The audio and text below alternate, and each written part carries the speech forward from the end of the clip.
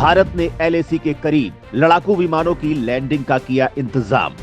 सीमा में सैनिकों और घातक हथियारों की तैनाती में नहीं होगी दिक्कत। एडवांस्ड लैंडिंग ग्राउंड के अपग्रेडेशन में किया जा रहा है 214 करोड़ का खर्च। दोस्तों, भारत ने एलएसी के करीब अपनी ताकत बढ़ानी शुरू कर दी है। चीन ने भले ही फिलहाल के लिए अपने कदम पीछे खींचे हैं, लेकिन उसकी साजिशें कम नहीं हुई हैं।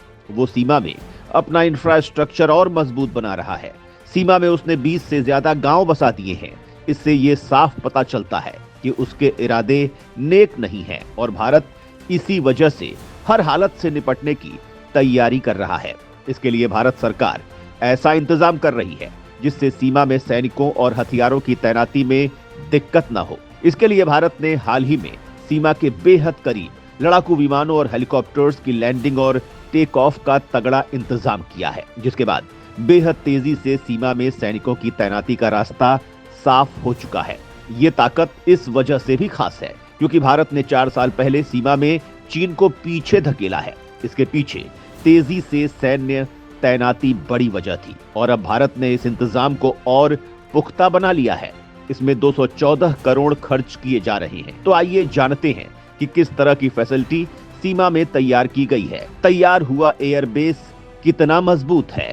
13,700 फीट की ऊंचाई पर एडवांस्ड लैंडिंग ग्राउंड को बनाया गया एयरबेस। 2.7 किलोमीटर लंबा कंक्रीट रनवे हुआ तैयार। न्योमा बेस होगा गेम चेंजर।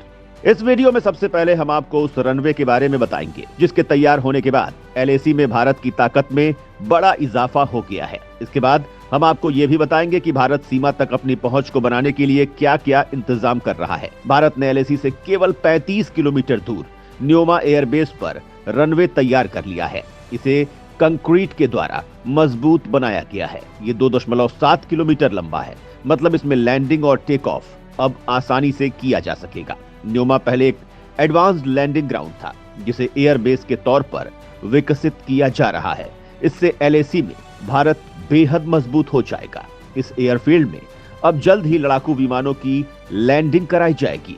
न्योमा एयरबेस के तैयार होने के बाद भारत को लद्दाख में ऑपरेशन के लिए 3 एयरबेस मिल जाएंगे। ये 13,700 फीट की ऊंचाई पर हैं। तैयार होने के बाद इसमें भारी भरकम लड़ाकू विमानों के अलावा ट्रांसपोर्ट एयरक्राफ्ट भी लैंड और टेक ऑफ कर सकेंगे। C-130J सुपर हरक्यूलिस पहले दौलत बेग ओल्डी में लैंड और टेक ऑफ कर चुका है। अब ये न्योमा में भी उतरने वाला है।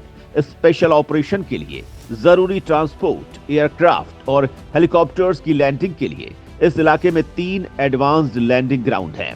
ये दौलत बेग ओल्डी, फुक्चे और न्योमा है। अब इन्हें और ताकतवर बनाया जा रहा है।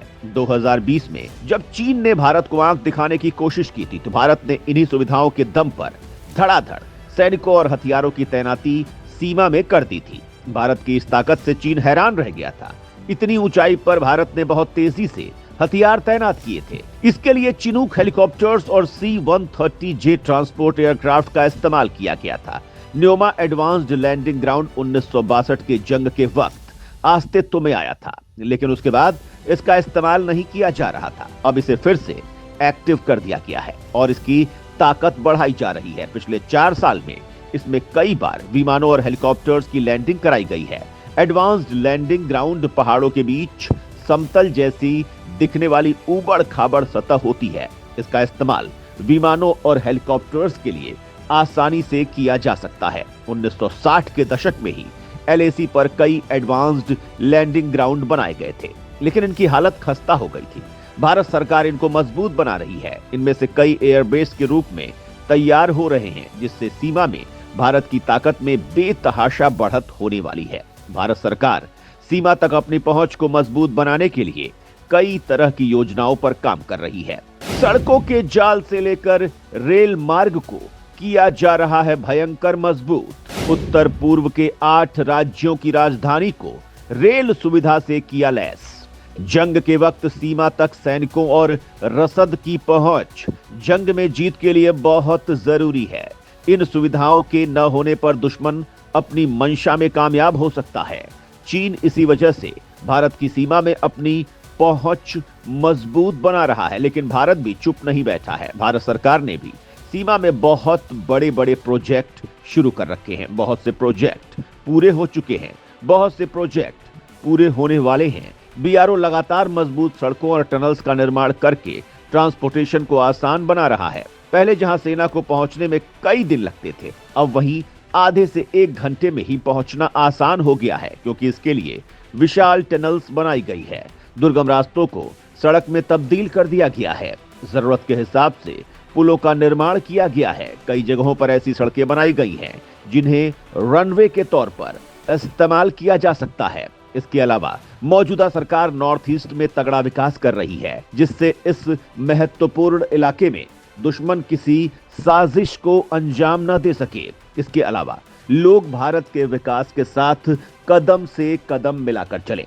उत्तर पूर्व के हर राज्य की राजधानी को रेल मार्ग से जोड़ा जा रहा है। इसके लिए तगड़ा बजट खर्च किया जा रहा है। इस इलाके में रेल मार्ग एक सपना ही था, जिसे माना जा रहा था कि ये कभी सच नहीं होगा, लेकिन मौजूदा सरकार ने इसके लिए दुनिया के सबसे ऊंचे पुल, बड़ी बड़ी सुरंगें बनवाकर इस सपने को साकार कर रही है। इसके लिए एडवांस्ड इंजीनियरिंग का प्रदर्शन किया गया है। ये सारे प्रोजेक्ट जल्द पूरे होने वाले हैं। इनमें से कई प्रोजेक्ट पूरे हो चुके हैं। इन प्रोजेक्ट का विकास इस वजह से भी जरूरी था, क्योंकि भारत की तरफ भौगोलिक दिक्कतों की वजह से चीन को लग रहा था कि भारत इस इलाके में चाह कर भी इंफ्रास्ट्रक्चर मजबूत नहीं कर पाएगा और वो आसानी से अपने मंसूबे पूरे कर सकेगा। लेकिन भारत ने जिस तरह का दमखम दिखाया है, उसके बाद से चीन का कलेजा कांप गया है। उसे इस बात का अंदाजा हो चुका है कि भारत के इरादे बुलंद हैं और अब वो आंख से आंख मिलाकर बात करता है। चीन जानता है कि भारत इस वक्त दुनिया में